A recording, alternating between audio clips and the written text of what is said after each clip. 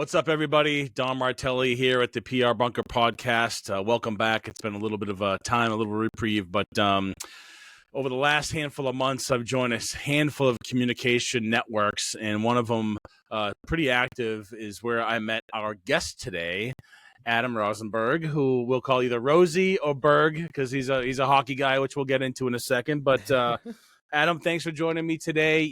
Tell my audience, what do you do? How'd you get there? And let's get into it.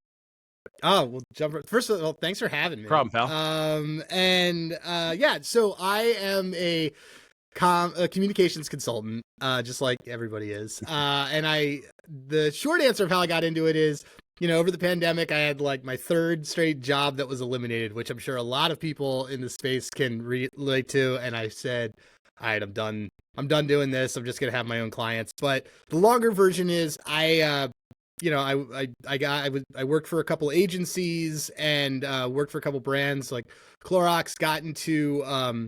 Went from Clorox to esports and the sports side of things. And now I am a communications consultant. And my specialty is gaming, video games, and sports betting and sports tech. So I actually get paid to talk about betting on sports. Fantastic. And media. It's a lot of fun. Yeah. I'm sure it's better now that gambling is allowed in Massachusetts, like FanDuel, DraftKings, everything else. I don't have to drive to New Hampshire. Love that. To do different markets anymore. What's that work look like? I mean, kind of walk me through kind of like, obviously communications is communications, but you're in a pretty particular niche. Is it to, launch new campaigns, new features? What's the work really look like? So a lot of my work centers around startups that you would see sort of in any space, but are I like to tell people that want to work in sports, find something that works with sports, not in sports. And so all of my clients, and that's, by that I mean, find a technology that everybody needs versus going to go work for the Bruins. Yep. Sorry. Yep. It's sort of that kind of thing. But the clients that I have are all tech companies that do different things within the space. So one of my companies I work with is Rhythm. They're guys that came out of a man and woman, both came out of MIT. They do allow you to make your own betting analytics models, and you can use those to create projections. The long-term benefits of it are becoming like a SaaS and some sort of projection that you could use on any sort of site. I have another company that I work with called Outlier that allows you to find basically good bets, which are called plus EV estimated value bets. And then third, which is one of my favorites, is this app called Pickit, which is a bet tracking app. And so it syncs with all the sports books. So sorry for the folks that are still using bookies. It does not sync with your bookie, but there is software for that. And I'm wearing a Revere t-shirt, so I got to call my bookie now. And hey, Jimmy, two times. I can't bet with you anymore. No, but it syncs with all the sports books in the US. So we're able to actually it's really cool. I'm able to do data PR for them. Nice. And so I'm able to go to ESPN and say, hey, past weekend, how many people had I can tell you how many people had Saquon Barkley in their parlay as a leg. Like a lot of information that sports books will give out numbers and things like that, but this is all across all the books. And one in every $12 is that's bet in the US is synced on Pickit. So it's a solid base. So I get to do different things for them. One of them, I host some shows and I just kind of help them.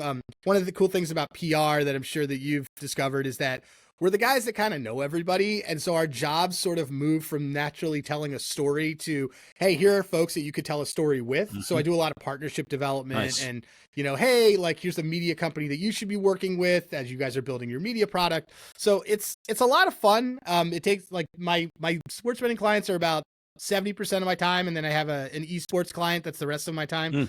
But it's, I'm my own boss. Nice. And you and I became friends because we kind of marched to that. We're really good as our own boss. Yep. And that's why you and I are friends. And I love it. Yeah. I fell into it in July and haven't looked back. My wife has insurance, so I'm not going there back. You go. No, not at all. As long as I'm mooching my wife's insurance until she gets sick of Love it. Well, I mean, you must be the guy. It's like, hey, Bruins are on tonight, Adam. Like, what am I taking? What's I need to all the time. Yeah.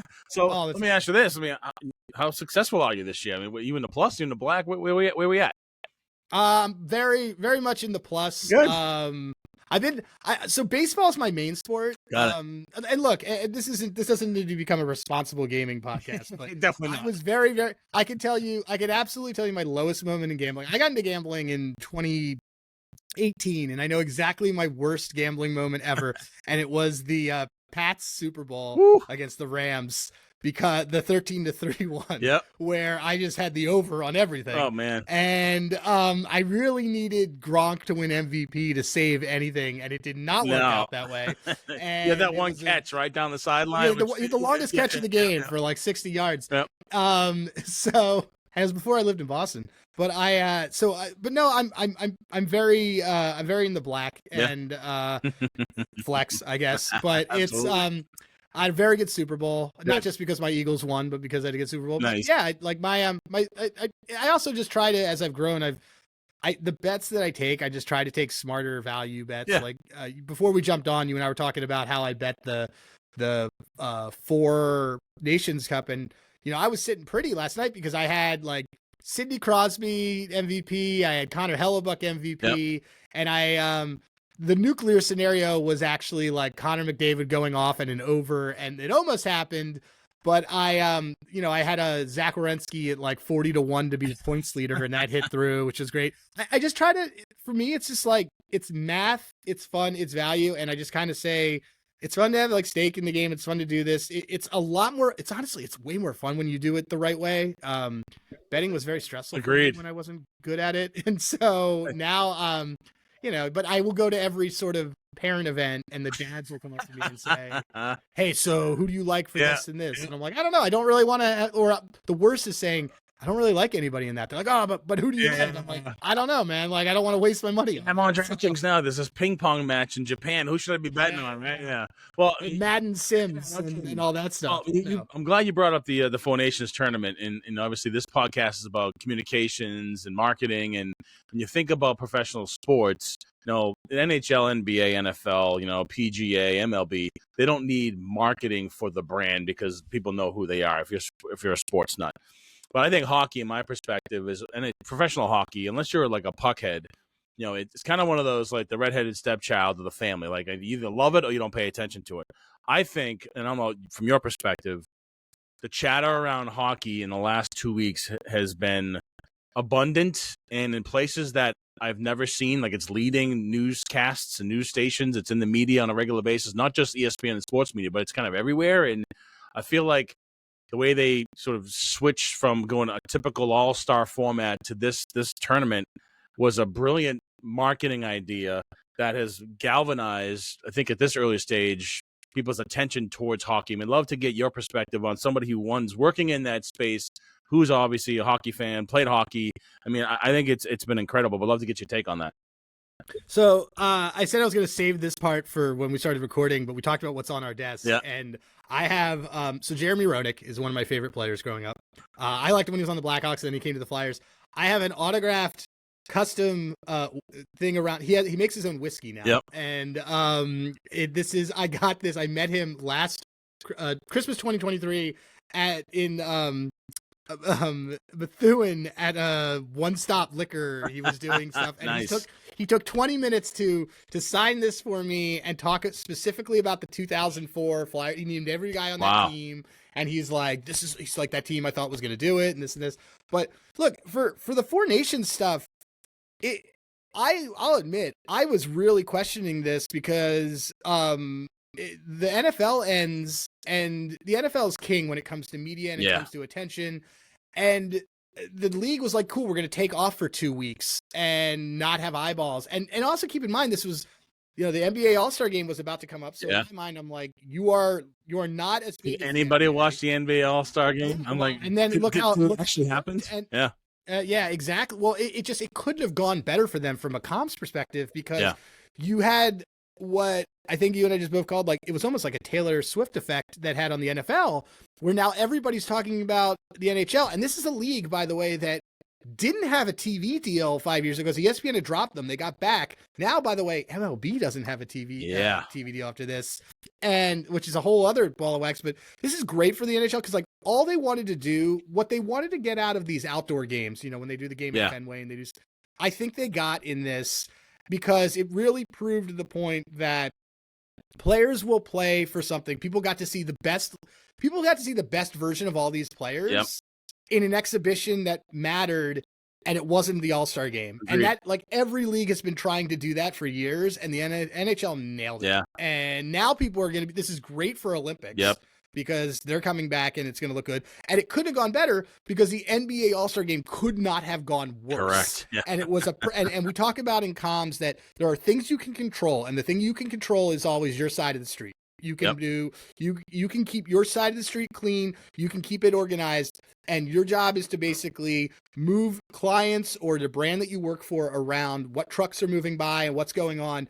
And I got to tell you, man, the truck was on fire on the other side of the street on the NBA, and the NHL was just like, dude, we got water and we're good over here. Or then it's just some little gasoline on the fence going, burn that thing down. I cannot remember the last time that my wife knew that there was like a hockey game and stuff that was going on. Quick interjection. What I found interesting about the Four Nations tournament that they did their typical promotion, right? But I think the storytelling component of the tournament as it got, as the USA Canada thing was starting to kind of come to a head, and interjecting Ruzioni and Gretzky and snippets from the movie Miracle and Michael's voiceover, all that. So like that storytelling stuff is what we do for our clients. But the folks that, in the NHL that layer that into this campaign, really, I don't know if they knew what they had right away. Like as this thing started to kind of get momentum, I think they started to play into nationalism. Then you had like the booing of the national anthem, which wasn't about the players in the national anthem. It was more about the politics. And then happened a little bit at the Garden last night, right? And there's some chatter there. Like you've got regular news stations talking about the national anthems and political back and forth between, our president and, our friends up north. Like it's transcended the game a little bit. So it's had a positive effect comms-wise for NHL and reputation-wise. It bled over to mainstream media. And so it's one of those like moments when your client's like, hey, we have this thing. Can you make it go viral? Well, I can't make anything go viral other than like a disease. But, when you have something that's really emotionally connected to a thing, a story, a moment in time, these things just roll on their own. So I think like there's folks like us that sort of planted this seed about the story around this tournament and just took on a life of its own, which is, scares the crap out of you as a communications person. Cause like sometimes you want to be able to control the narrative, but in this case it just ran and they just poured gasoline on the thing, man. It was great. I mean, I think Fanatics, obviously, who did the jerseys, had some really good marketing around it. Yeah. I mean, look, it's funny. I was realizing that like my wife loved Miracle, but probably had never watched a hockey game. Yeah. And like we get all in like like I remember I took my kids to see Disney on Ice, and it was at BU, and I was just like going through all the players to like my 2-year-old and just being like, and this guy was on Team USA, and this guy was on Team USA, and this guy ended up playing for the Avalanche. Like, and I went through all of them, and it's just, first of all, it was great that it was in Boston because there's such a great culture here on hockey. Good point. And the storytelling, like you said, it really draws the parallels to Miracle, where it wasn't even an underdog story. It just was a really good narrative. Yeah. Like underdog stories are great. Like everybody loves the underdog. But this was like no one said, oh, the USA can't do it. And no one said, oh, Canada can't do it. These teams from a market perspective, they were equal. Everyone's like, yeah, these guys are equal. And it just told such a great narrative. Like Sidney Crosby, the team had been 26-0 with him playing in a lineup. He hadn't played in a Team Canada game in a decade. Yeah. And on the USA side, you had, it was USA had always been second fiddle on a lot of these things and just dominated up until that game last night. They still, like, the game went to overtime. Couldn't even been better. Yep. It could not have been scripted better. It was a great narrative. Yep. Great hockey. Wonderful for the sport. Great storytelling. Pissed off that the USA lost. I mean, and I shouldn't be pissed off because it's basically an exhibition game, right? I'm a Bruins fan. Right. And I was like, the only solace is that Brad Marchand was on the Canadian team, so he won, which I'm like, it makes me feel a little bit better. I'd like to see Marshy score, then I'd be angry, but then I'd be okay with it. But so pivoting real quick, I'd love to go back to think about where you've come from in terms of how you started in just the comms business and where you are today. I mean, a lot of what you're doing just didn't exist legally back in the days, right? So talk to like those young marketers and people that are in comm school now thinking like, geez, what can I do in marketing? And I don't think a lot of people think about, comms and marketing jobs as finite as like what I do. For example, I'm focused on mission-driven, impact-focused clients. So folks that are working in the nonprofit space, doing affordable housing for veterans, like very specific marketing and comms. And you clearly have your niche. And I didn't find this right out of school. You didn't find that right out of school. But like, what's the advice? I was an engineer. Yeah, dude. like I was an environmental engineer. Yeah, it was. So what? If you that young buck, the young Rosie that's is kind of in at Harvard Universities these days, looking to go into marketing communications. I mean, what kind of advice would you give those young brains thinking about the potential of having a career in this space? It's find the thing that you really, if there's something that's sparking you and that you love, keep it inside your back pocket. Look, backing up, you're going to probably take 90% of your jobs and you're not going to enjoy what you're doing, because the reality is, this is just to level set, your job doesn't exist to make you happy. Your job exists to fund all the things that make you happy. That is the baseline. Like, there's this myth about, oh, you got to love what you're doing. You don't have to love what you're doing. You have to love what you're doing enough so that it funds the things that do make you happy. This is just sort of how capitalism works. But that changes, we could have another discussion, but that's just how it works. But the things that you love, keep in your pocket and try to find unique ways to solve problems within that. You mentioned, how you're doing mission specific. It's funny how you say, like, I focus on these mission specific things. For me, it's like, I know there are like 4 people when someone asks me that, there's like 4 people I know who do that. For sports betting PR, I can confidently, I'm the only one who does it. And so I haven't had a problem getting clients because I'm the person that does it. And the thing is, it just all came down to, for me, contacting brands that I want to work with and saying, I love your product. I've been using your product. Here's a story idea that I have for you guys. Like with Picket, it was, I use your product. You're tracking all the bets. You have a really good responsible gaming story. And like that, when you have things that you love that you are doing, figure out what is something that you can bring to it that you can help change it, elevate it, build its brand. That's the way to run with it. Good point. Yeah. When I a lot of my work is with nonprofits, and for me, my work is around just, helping fuel the mission through storytelling. But what that really means is I can help create a marketing communications infrastructure specifically to target those that are donating or have yet to donate to raise money to fuel the mission, right? It's not just getting ink, but it's really about driving revenue for the organization. It's development. Yeah, it's all dev, but I mean, that's why people like us kind of sit at the epicenter of these, big conference tables where you got finance, you got fundraising, you got the people that do design, you got folks in our operations. But we're tactically marketers and communicators, but really we're business consultants. Like, tell me about the business. Who do you sell to? And let me figure out the mousetraps you need to put in place to get them to buy, donate, bet, whatever that call to action is. And to your point earlier, like, that's why we're super dangerous at networking events, because we know a lot about everything. Maybe not like super, super deep, but like we can hold a conversation with like I've done work with companies that deal with nanoparticles, turf installments, big DIY box stores. I mean, the knowledge I have is probably 90% useless, but it's rattling around in my head somewhere. So it's just, to your point about, do I love the job? Some days I do, some days I don't, but I love the exploratory, educative journey that comms provides folks like us. And the fact that we're just always kind of on the edge of the narrative, like the NHL and comms, like there's always something that we're going to be involved in, which I think is really attractive to folks that go into this field. So it's interesting. Like, your job didn't exist 10, 20, 30 years ago. It just didn't exist. So now it does, but It's really cool. So who knows? We get to tell people how we ask these basic questions that's so surprising that most companies just don't do with themselves. Is who are you? Yeah. Why do you matter? Yeah. And who are you talking to? Yeah.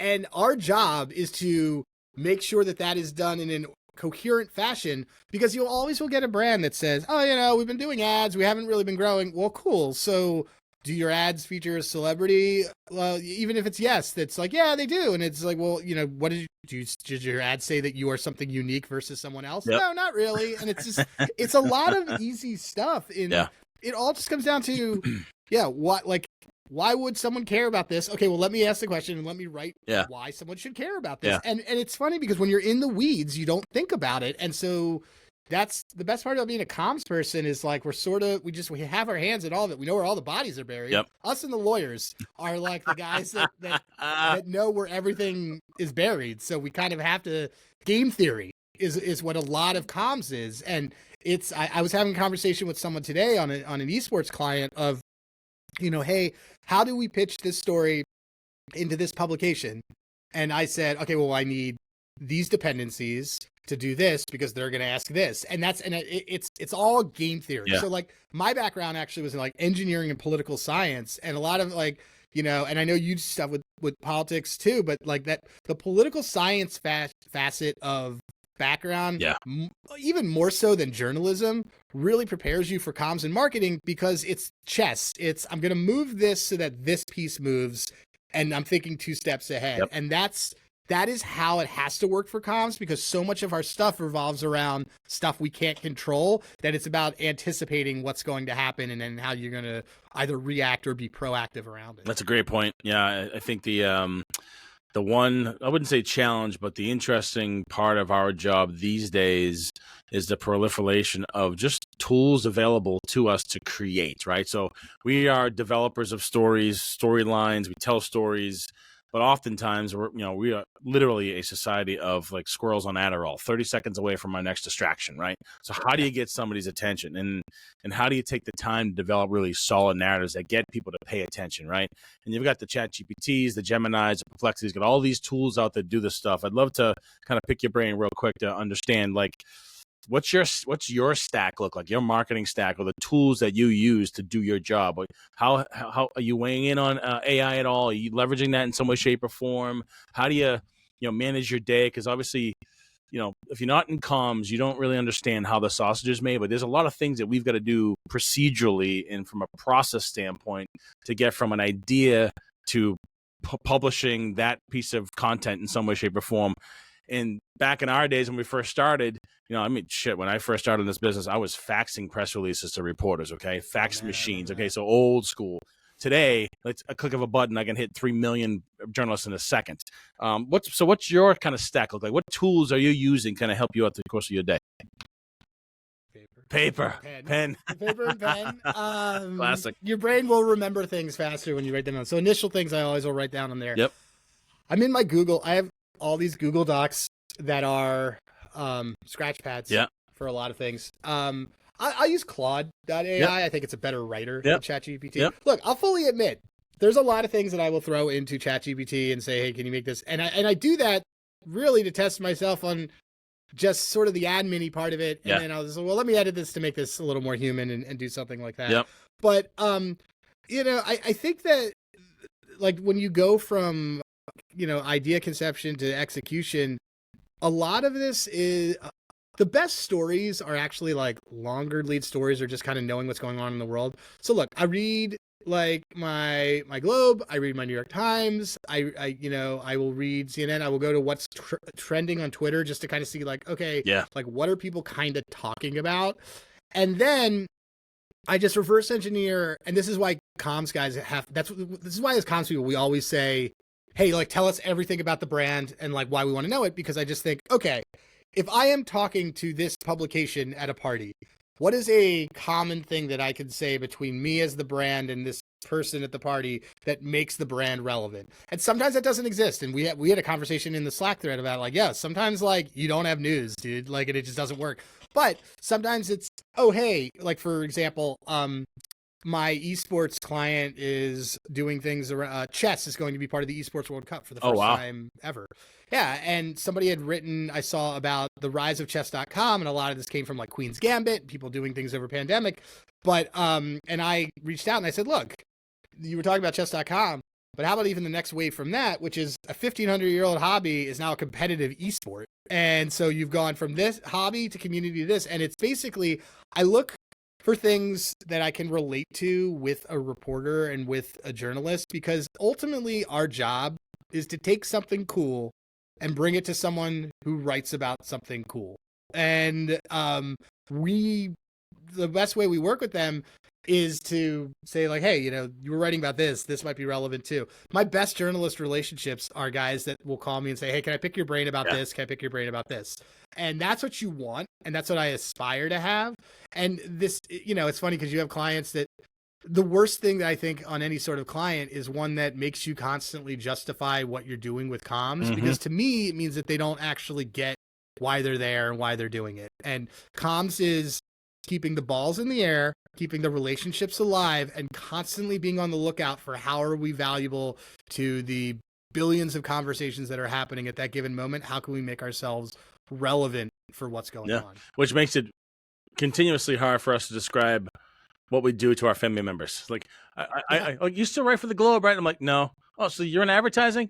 Sorta, not really. Oh, so you're a social media manager? I'm like, kinda. Oh, you work in an email? And then, no, like, I just, I help people sell stuff, and I just do it through storytelling.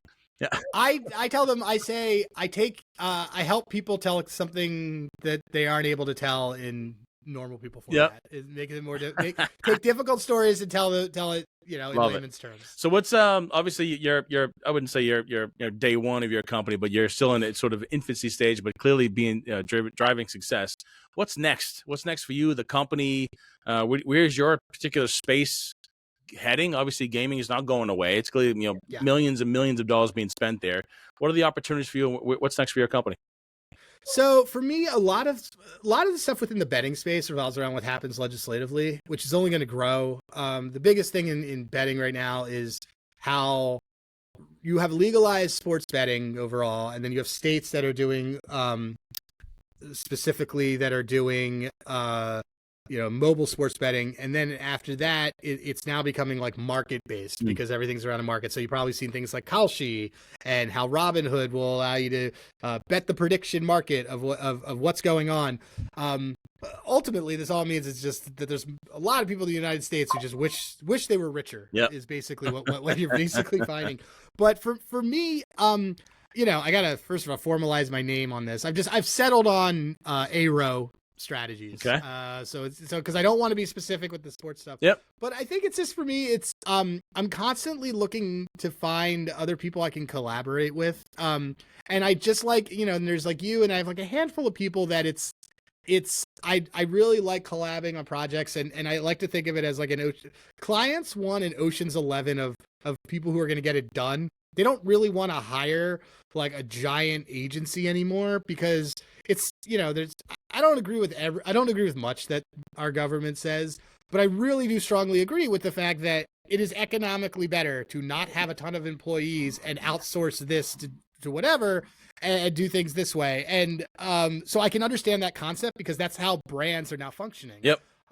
So I'm trying to build more of that type of network, and ultimately like what I do, and I think drives the most business and helps make me successful. I try to refer and help everybody else. And I truly believe that like what's good for my friends is good for me. And it's not necessarily a quid pro quo thing, but I am good at cleaning up my side of the street. Like I've used that analogy before. Someone told it to me the other day and I loved it, so I'm using it a lot. But I would rather try to help clean up the street for any of my friends who may not necessarily have as big of a broom or maybe aren't as comfortable cleaning in front of everybody, and try to do that. Like not everybody's good at biz dev and not everybody's good at that stuff. And so I just try to refer and help as many people as possible because ultimately I have seen through, 45 years of being on this earth, that when you help everybody else doing stuff, it does eventually come around. You just got to be patient. It does come around. 1,000%. I just talked about this today, that, what people tend to forget about networking, and they think of it as I'm going into a room of 300 people and selling goat farms to sheep herders in Nebraska, right? I go in there with a stack of boomerangs, particularly to say, hey, Adam, Don Martelli, PR Bunker and VP of Integrated Marketing and Alignable. Love to learn more about your business. How can I help? Right? And like, let them do the talking. And to your point, I might not be able to connect you today on X, but eventually if I stay connected, I will be able to help. And I think you're right about that. That boomerang will come back to you. He's going to come back. Hey, look, I'm going to give you some free time to do some mind share. I'm going to connect you with a reporter that I know. Need a plumber. I got a guy. Like, I think plumbers are hard to find. Good plumbers very are hard really to find. Very hard to Despite YouTube and all the DIY videos, sometimes you need to go plumbers plumbing. very hard to Exactly. Good stuff. Well, before we wrap up here, I want to. How can people learn more about you, connect with you? If you got clients out there listening, how can they connect with you? So I've named my clients. You can find me on LinkedIn. So there are two Adam Rosenbergs that work in gaming. The other one. You successfully cloned yourself. Congratulations. Yeah, I've successfully cloned myself. That's a great joke. The guy, Feel free to use the it other anytime, one, free of charge. Oh, it's a good one. The other one is actually an investor in the space, and so we get each other's phone calls and things all the time. There's also a gaming reporter named Adam Rosenberg, but you will find me. My LinkedIn is very much me because I also DJ, so my cover photo is me turning a bunch of knobs. Got it. You can find me on the X and Twitter machine. I'm at Hey Rosenberg on everything. Perfect. I'm pretty accessible, and I think that that's something you're the same way. Yep. I think I've tried to make myself as accessible as possible to folks that because again, like not everybody's able to be as loud in the room. And you and I, first thing you said to me, you're like, I'm not a guy who pronounces my R's and I got a voice that carries. And I'm like, I love this. I love Don. So I'm the same way except for the R's part. Exactly. So, the odds. It's the odds. The odds. Yes. So I told that, by the way, to my mother-in-law who's a South Boston person. She loved it. I said, I met this guy like a year ago when I met you, and I was like, I met this guy who said he doesn't pronounce his R's, and she's like, oh, that's good. She loved it. She doesn't either. Right? Yeah. Good Still stuff. doesn't. So Well, hey, Walsh. So yeah. Congratulations on the success. Love the niche that you've carved out. We're here because we've boomeranged back and forth and had some conversations through our journeys in the last handful of years. But thank you for joining the PR Bunker podcast. For those of you that are interested in learning more about Adam, absolutely connect with him on LinkedIn. I know firsthand he is a connector and somebody that will help you in mind sharing, understanding what he's doing, or just another comms brain to pick his brain. Despite his his fandom for the Eagles, which we'll leave on the side. I did win $1,000 at the Super Bowl, so that was pretty good. Yeah, they were great. Yeah. So hold on, real quick story on that. I had first jersey number of jersey of the first TD score under 15.5, first TD rushing, and it was like, so I was threading a needle, and I had Hertz TD just for whatever.